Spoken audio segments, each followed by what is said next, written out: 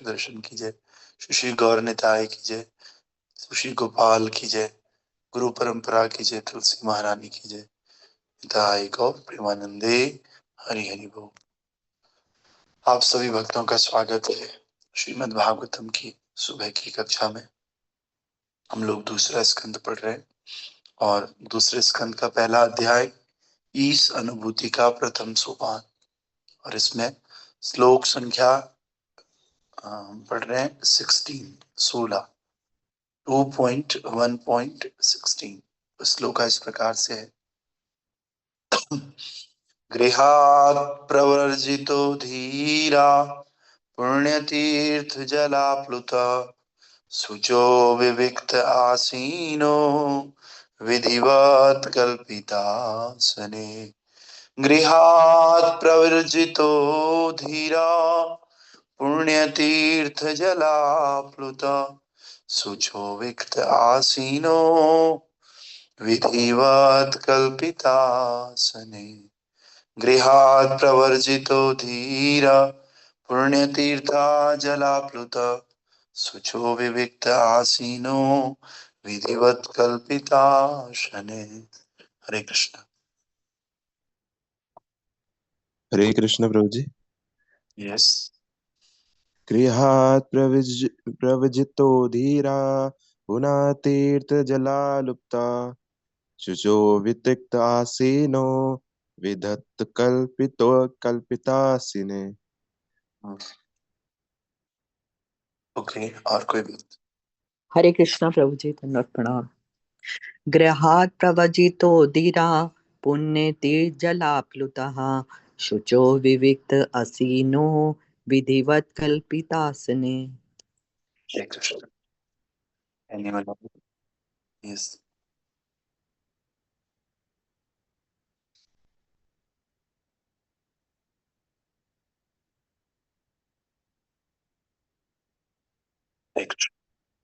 Okay,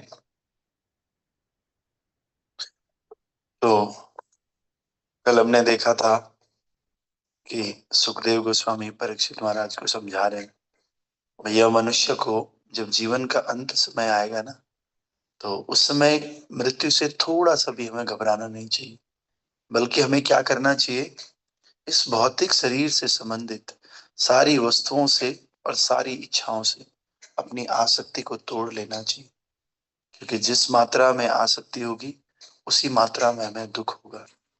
इसीलिए हमें धीरे धीरे प्रयास करके भौतिक इच्छाओं से और भौतिक वस्तुओं से आसक्ति को तोड़ लेना चाहिए। फिर हमें किसी भी प्रकार के भय की आवश्यकता नहीं। आज का श्लोक इस प्रकार से है। आगे कह रहे हैं सुखदेव गोस्वामी, मनुष्य को घर छोड़ करके आत्म संयम का अभ्यास करना चाहिए।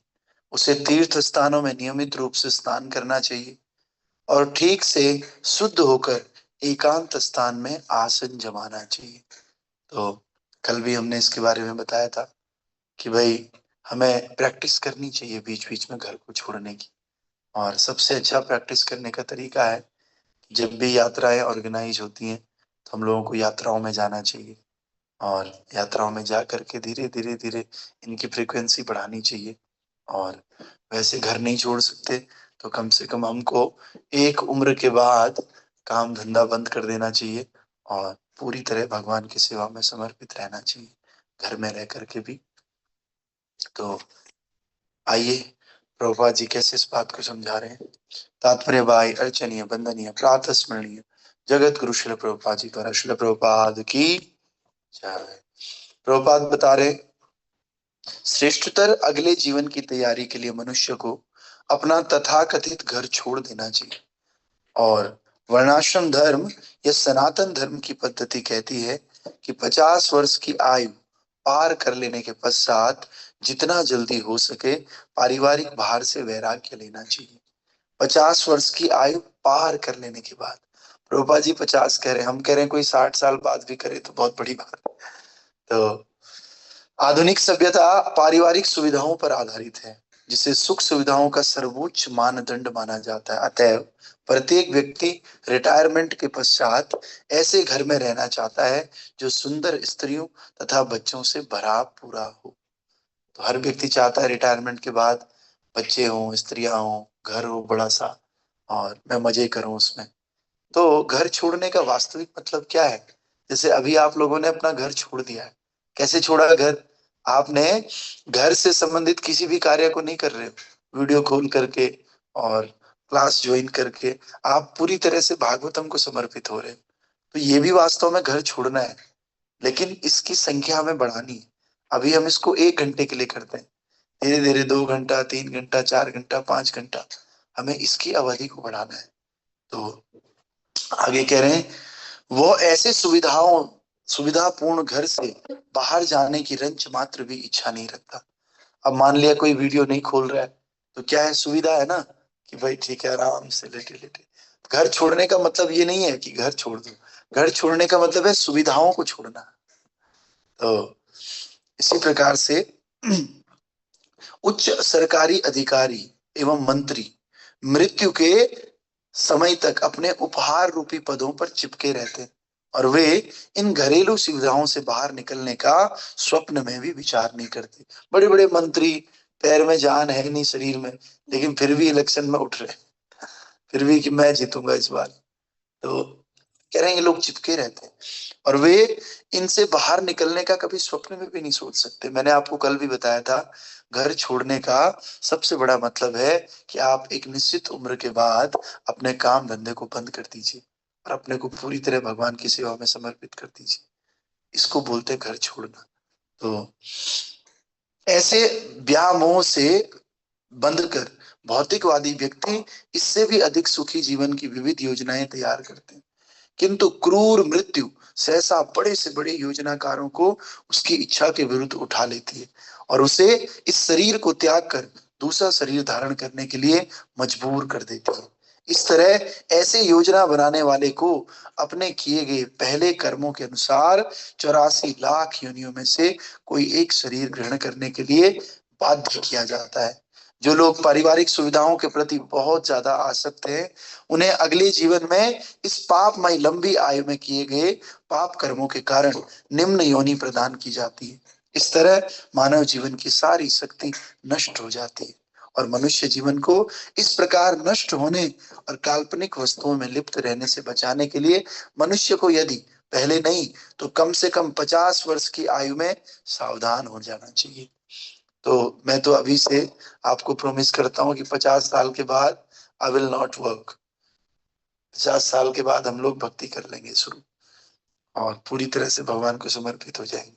आप भी अपने अंदर अंदर सोच लीजिए, 50 साल के बाद आप भक्ति में लगोगे नहीं लगोगे। तो प्रभुपाद जी कह रहे हैं, बार बार कह रहे हैं, अब मैं भी 60 नहीं बोल रहा, मैं भी अब 50 बोलूंगा।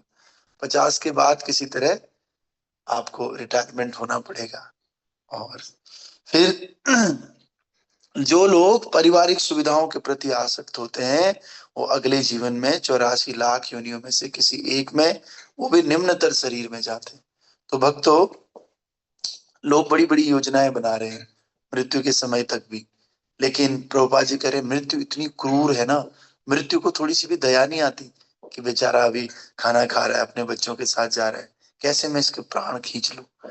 मृत्यु प्राण खींच लेती है, इतनी क्रूर होती है।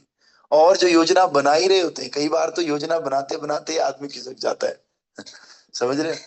तो इस प्रकार से कितनी भी योजना ये लोग बना लें, लेकिन मौत आकर के इनकी सारी योजनाओं को खत्म कर देती है। तो इसलिए क्या कह रहे हैं कि हमें अगले जीवन की तैयारी समय रहते हुए करनी चाहिए, और मनुष्य जीवन को बचाने के लिए हमें कम से कम 50 के बाद तो सावधान हो जाना चाहिए। और सिद्धांत ये है कि मनुष्य इसे स्वीकार कर ले कि मृत्यु की खतरे की घंटी 50 वर्ष की आयु पूरी करने से पहले ही बज जाती है। अतएव हर हालत में उसे श्रेष्ठतर भावी जीवन के लिए तैयारी करनी चाहिए। अब ठीक है, 50 तो बहुत दूर की बात है, लेकिन 50 किसने देखा 50 तक जाएंगे। इसलिए प्रभुपाद जी एक सिद्धांत और कह रहे हैं कि हमें अभी से ही तैयारी करनी चाहिए 50 के बाद तो हम फुल फ्लैश करेंगे, लेकिन अभी से हमें कम से कम अपने जीवन का एक पार्ट देना चाहिए। जैसे 24 आवर्स हम लोग आपके पास हैं, तो इसको 4 पार्ट्स में डिवाइड कर देना चाहिए। 6 6 6 एंड 6, 6 4 जा 24, 6 चौके 24, तो 6 करके करना चाहिए। 6 सोने के लिए, 6 घंटा भक्ति के लिए, 6 घंटा काम करने के लिए, और 6 घंटा अपना नहाना धोना, मतलब 6 और 6 12 मिला करके खाना पीना, नहाना धोना, रिश्तेदारों से मिलना और नौकरी करना, इसके लिए 12 घंटे देने चाहिए। मतलब आप टोटल ये समझ लो, अपने 24 घंटे को डिवाइड कर लो, 12 और 12, 12 घंटे में नौकरी कर लो, खा पी लो, नहा धो लो, वो सब 12 घंटे हो गए। बचे 12 घंटे, इस 12 घंटे में से 6 घंटे आपको नींद लेनी चाहिए और 6 घंटे आपको आध्यात्मिक चेतना के लिए देना चाहिए। तो कैसे 6 घंटे आध्यात्मिक के लिए देंगे? तो 2 घंटे में तो जप होता है 16 माला, फिर बचे 4 घंटे, 2 घंटे आपको पढ़ना चाहिए, 1 घंटे पढ़ना चाहिए, 1 1.5 घंटे आपको हियरिंग करनी चाहिए और 2 घंटे ठाकुर जी की सेवा करनी चाहिए। 6 घंटे टोटल हो।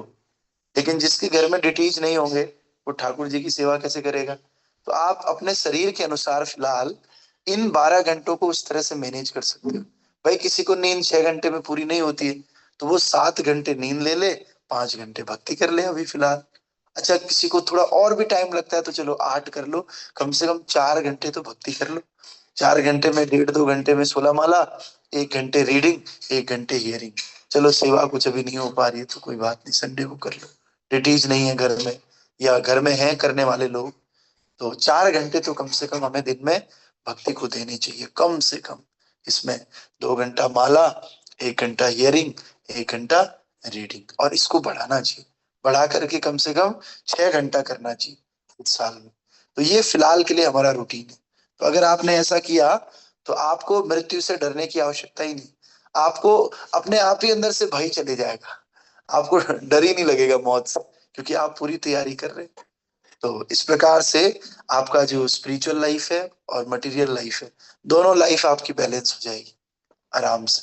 ठीक है, तो ये तो स्टैंडर्ड है, आप अपने हिसाब से इसको बांट सकते हो, थोड़ा इधर से कुछ घंटे निकाल के यहाँ, यहाँ से कुछ घंटे निकाल के यहाँ, पर ओवरऑल ये है कि आपके जीवन में एक डिवीजन होना चाहिए। ऐसे ही पैसों का भी डिवीजन होना चाहिए, आप जितना कमाते हो उसके भी 4 या 5 पार्ट होने चाहिए। कुछ पार्ट आपके घर के खर्चे के लिए, कुछ पार्ट डोनेशन के लिए, कुछ पार्ट भविष्य के लिए, और कुछ पार्ट अपने परिवार के लिए। इस तरह से आपको 4 पार्ट में धन को डिवाइड करना चाहिए। तो धन को डिवाइड करना चाहिए, टाइम को डिवाइड करना चाहिए, अपनी हर चीज को आपको डिवाइड करना चाहिए। डिवाइड करके फिक्स उसका अमाउंट, भाई इतना मेरा इस चीज के लिए, तो इससे लाइफ परफेक्ट हो जाती है ना। तो प्रभुपाद जी कह रहे हैं आगे, सनातन धर्म संस्था की पद्धति ऐसी बनाई गई है कि इसका पालन करने वाला मनुष्य जीवन के विनष्ट होने की किसी प्रकार की संभावना के बिना अगले जीवन के लिए प्रशिक्षित हो जाए। हमारा सनातन धर्म बनाई इस तरह से कि हमें एक ट्रेनिंग मिल जाए कि हम अगले जीवन की तैयारी कर सके। संसार भर में पवित्र स्थल उन सेवानिवृत्त व्यक्तियों के आवास हैं जो श्रेष्ठतर अगले जीवन की तैयारी करने के लिए लगे रहते हैं। तो बोल रहे हैं जो तीर्थ स्थान है ना, वो किस लिए है? तीर्थ स्थान इसलिए है कि जो भी आदमी रिटायर हो गया ना, रिटायर होने के बाद वो अगले जीवन की तैयारी वहां जाके कर सके तीर्थ स्थानों में। इसलिए जो भी रिटायर होने की उम्र में है उन सब लोगों को बार बार वृंदावन जाने का प्रयास करो, कोशिश करो, बार बार धाम में जाओ और तैयारी करो। इसीलिए बुद्धिमान मनुष्यों को जीवन के अंत में, बुद्धिमान मनुष्यों को जीवन के अंत में 50 वर्ष की आयु के पश्चात जीवन में बंधन रूप पारिवारिक आसक्ति से मुक्त होने के लिए आध्यात्मिक कायाकल्प का जीवन बिताने के उद्देश्य से तीर्थों में जाना चाहिए। और मनुष्य को भौतिक आसक्ति से छुटकारा पाने के लिए गृह त्याग करने की संस्तुति की जाती है, क्योंकि जो व्यक्ति मृत्यु तक पारिवारिक जीवन से चिपका रहता है वो भौतिक आसक्ति को त्याग नहीं सकता, और जब तक वो भौतिक आसक्ति को नहीं छोड़ता है ना, तब तक वो आध्यात्मिक स्वतंत्रता को नहीं समझ पाता।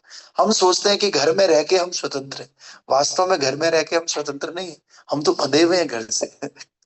वास्तव में जब हम घर छोड़ते हैं, किसी आध्यात्मिक व्यक्ति के अंडर में आते हैं ना, तब जाकर के हम वास्तव में स्वतंत्र होते हैं। अभी तो हम आसक्तियों से जकड़े हुए। तो इसीलिए हम सबको इन आसक्तियों का त्याग करना पड़ेगा, आज नहीं तो कल, नहीं तो परसों।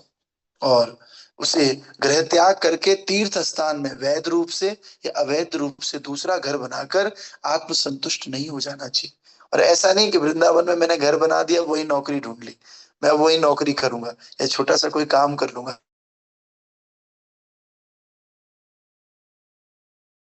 स्थान में वास करना मतलब समस्त आसक्तियों को त्याग करके धाम में रहना, केवल भगवान की शरणागति और भक्तों की शरणागति स्वीकार करना।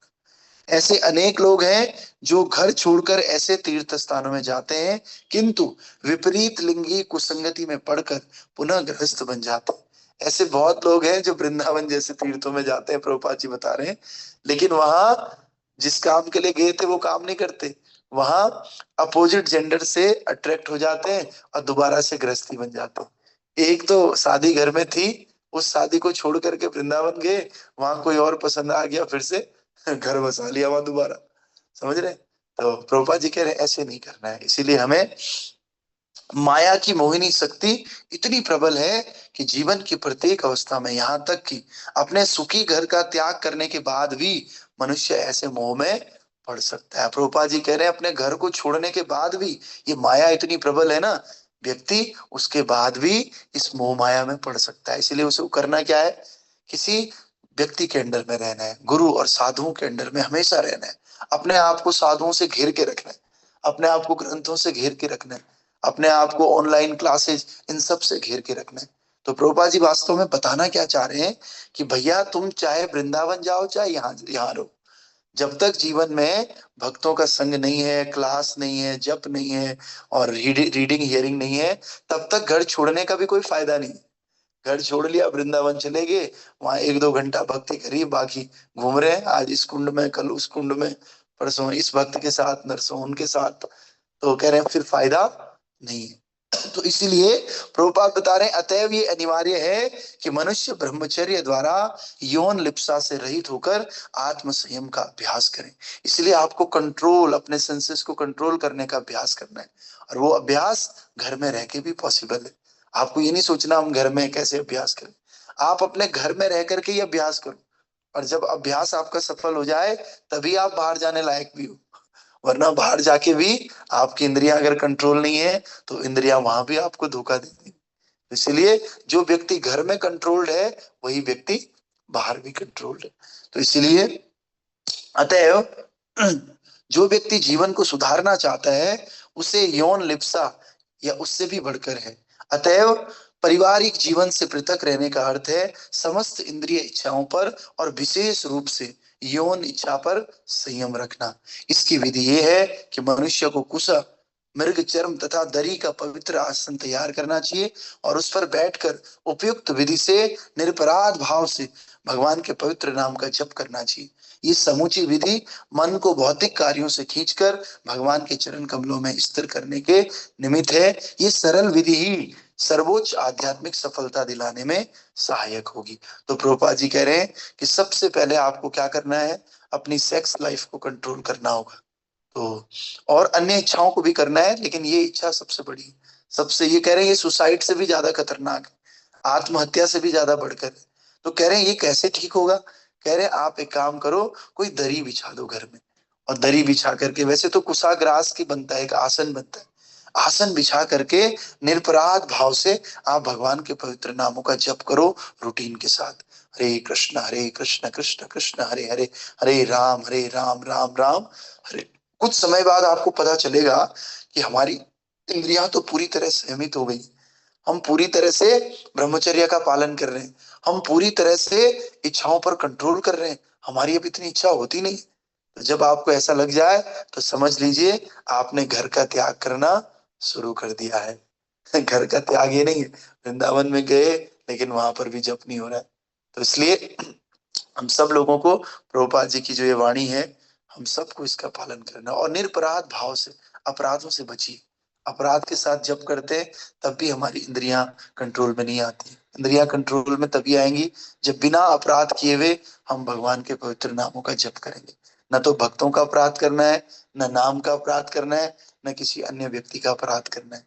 और इस प्रकार से आप रोज जप करोगे भगवान के नामों का, तो अवश्य रूप से हमारी इंद्रियां संयमित होंगी, और संयमित इंद्रियों से हम भौतिक आसक्ति का त्याग कर सकते हैं, और भौतिक आसक्ति का त्याग करने के बाद ही हम अगले जीवन की तैयारी कर सकते हैं, जो कि हमारे लिए नितांत आवश्यक है। ठीक है, तो आज का संदेश यही है कि हम सब लोग घर में रह करके ही अपने इंद्रियों का संयमन करें, इंद्रियों पे कंट्रोल रखें। और इसके लिए आसन बिछा करके नियमित रूप से भगवान के नाम का जप करें, कीर्तन करें और हमेशा श्रवण करें भक्तों के मुख से और रीडिंग करें। ठीक है। ग्रंथराज श्रीमद् भागवत महापुराण की जय, श्रील प्रभुपाद की जय।